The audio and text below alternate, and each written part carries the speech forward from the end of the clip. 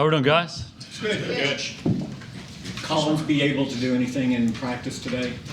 We do anticipate him doing something, so he'll be limited, but hopefully he'll get out there and move around a little bit. How about with Amari? What will he be able to do? What was he able to do yesterday and to be listed as limited? Yeah, he was limited yesterday. He did something in practice. Probably will be limited again today, but hopefully he can move around well and have a good day for us. Collins and Martin will go into Sunday before you make a determination, or are you feeling optimistic about their ability to Yeah, again, we just have to see how they do today. Really, everybody who's been coming back from injury, but we'll take it day by day, but certainly optimistic on those guys.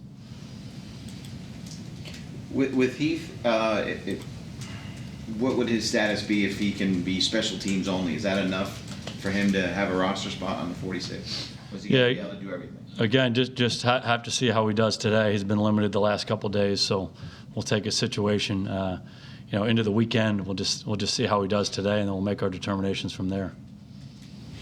If he can't go, what kind of loss? Obviously, another loss on defense, but special teams. How does that impact the trickle-down effect with all the units he's on there?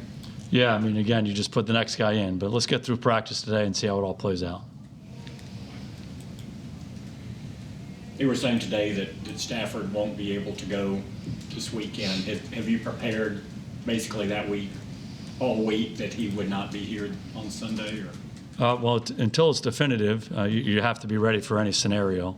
And obviously the quarterback position, maybe it's a little more impactful than others because, theoretically you say, okay, is the style different with the new quarterback who's playing? Driscoll played last week for them, so we saw him on tape. We saw their offense with him playing quarterback, and now you kind of hone in on that. You have to be prepared until that definitive decision is made, for any scenario that comes up. What are your thoughts on what happened in last night's game? Miles Garrett swinging his helmet there at the end. Something, I didn't see it, and I didn't really hear anything about it till this morning, so I don't really have a comment on it. You ever seen a video of it this morning? I have not. Jerry's confirmed earlier today that the Cowboys are not sending a representative to Atlanta for Colin Kaepernick's workout. Should fans interpret that as a vote of confidence in Cooper Rush? Yeah, that's my understanding. And again, we like our young guys. We're trying to develop those guys. We feel like they've made progress. Obviously, there'll be video of the workout. So, at some point, if we want to see it, that'll be accessible to all of us around the league. Why not go to it? Why not send somebody there? Yeah, again, personnel guys make that decision. Again, I think we feel good about our young guys. Surprised that he's still not in the league? Happening? Guys, I'm really just focused on what we need to do today to get ready for Sunday's game. Jeff Driscoll will be the starting quarterback for the Lions. Is that what you guys have been preparing for all week? Yeah, again, until there's a definitive statement made, you have to be ready for any situation. I guess they made that announcement this morning, so now we'll hone in a little bit more on that. Offensively, your red zone production's way up this season, but in the losses you've had, it's dipped some. Is there anything, one particular that you point to why we go back and look, or has it been different things on different situations? Yeah, probably different things in different situations.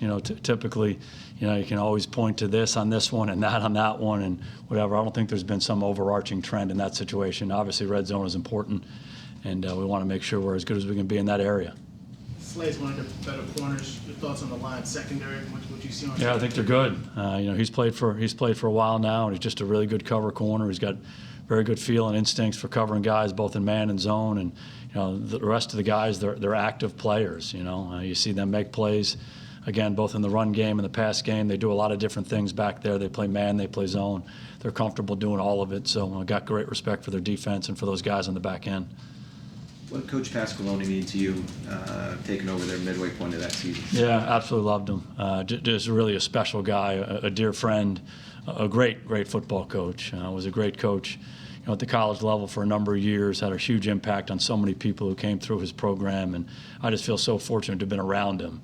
I say this with such affection as an old school football coach, someone who values, coaching football the right way, the fundamentals, the technique, but also just a really bright guy, a forward-thinking guy. So I learned so much from him. He's one of those guys that you try not to say a lot, you try to listen, you try to ask questions, and you'll benefit a lot from the experience. But a great friend, a hell of a football coach. Did his head coaching experience help you as you were getting into that?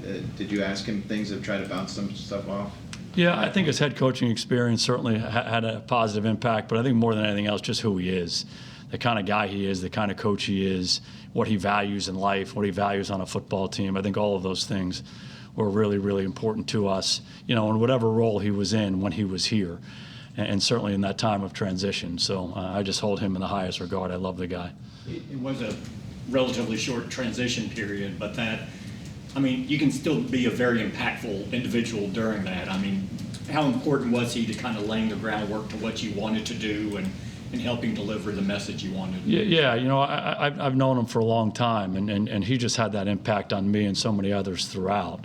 Again, the kind of person he is, the kind of coach he is, what he values, what's important to him, what he tries to instill in players and a unit and a team, all that stuff. And, again, in our conversations, I tried to be quiet. I tried to ask him questions and just listen to him.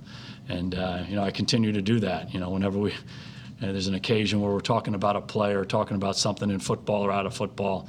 I just think he's been such a valuable resource to me and such a good friend. So I just can't say enough about him. What advantages come from someone whose temperament is like Amari's, where he doesn't get too low or certainly get too high after those 3 sideline catches? It's very routine the way he reacts and gives the ball to the referee afterward. Yeah, I think that's his demeanor in life, and so I think it's important to carry that to football, but I also just think he's a pro, and he understands that there are going to be ups and downs in games. There's going to be ups and downs from week to week, and, being mentally tough enough and mentally strong enough to stay poised, stay consistent, that's what allows you to play your best. And, he's had a lot of successes since he's been with our team, and, his approach is always the same. Certainly he loves playing. You can see enthusiasm in his voice, in his eyes, and all of that, but he's not a really demonstrative guy. He processes it and goes to the next one when he has success and when he has adversity, and that's a really good thing for a football team. He's one of our quiet leaders on our team. I think it's really important for leadership, too, to be able to handle the ups and downs that way, and he does a great job of that. Thank you. All right, good to see you guys. Thanks, Coach.